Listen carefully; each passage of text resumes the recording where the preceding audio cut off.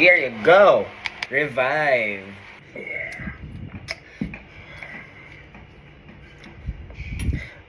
AOGG! Today's day 1 of trying creatine. We'll see if it works. Of course it works. Here you go.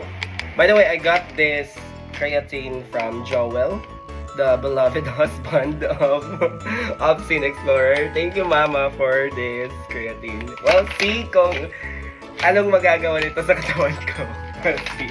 Creatine, what does it do? I've done my research. And by research, I mean ChatGPT. So what does it do with my body? It absorbs water in the muscle cells. Tama ba?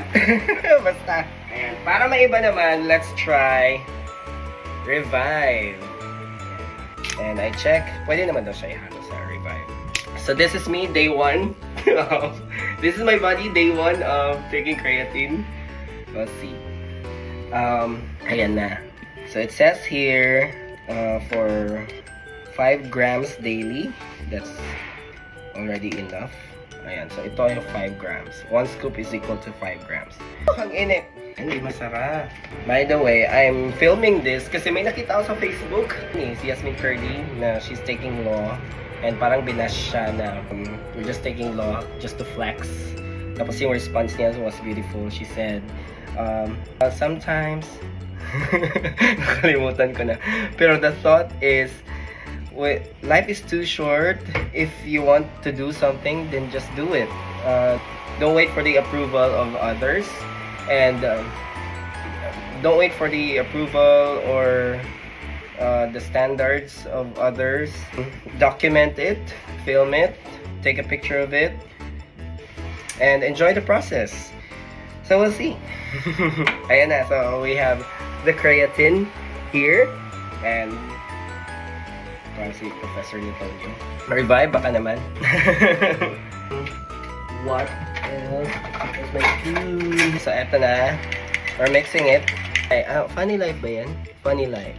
So this is 1 mug, 1 cup of Revive with creatine. Wait lang kasi! Ay, hindi natunaw! Wait lang, bebe. Dapat kasi daw tunawin lahat. Ay, sorry. Do you want to drink? Ayan. 5 grams of... 5 grams ba yun? 5 grams ata. 5 grams of creatine with Revive. 1 bottle of Revive. Wait lang, bebe. Take a look.